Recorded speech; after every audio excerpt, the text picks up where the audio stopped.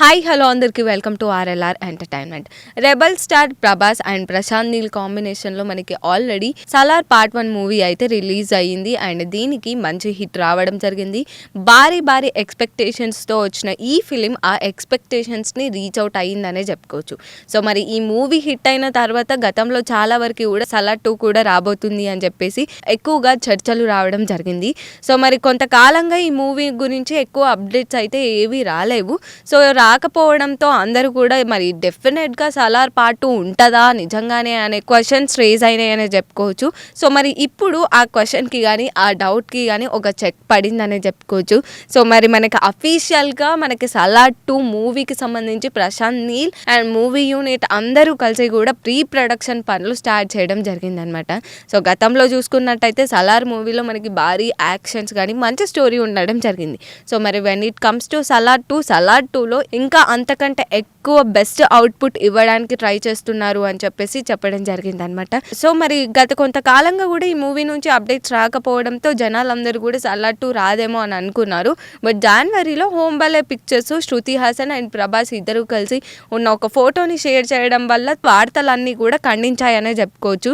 So మరి Salaar part 1లో మనకి characters చూసుకున్నట్టయితే పృథ్వీరాజ్ కానీ, జగపతి బాబు కానీ, శ్రీయారెడ్డి గారు కానీ అండ్ శృతి హాసన్ గారు కానీ ఒక మంచి మేజర్ ఇంపాక్ట్ క్రియేట్ చేసిన రోల్స్ క్యారెక్టర్స్ అనే చెప్పుకోవచ్చు.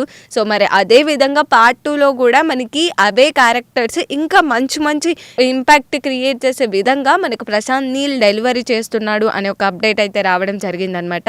సో ఈ మూవీకి స్టోరీ ఇంకొక ప్లస్ పాయింట్ అయితే ఈ క్యారెక్టర్స్ మరొక ప్లస్ పాయింట్ అనే చెప్పుకోవచ్చు అనమాట.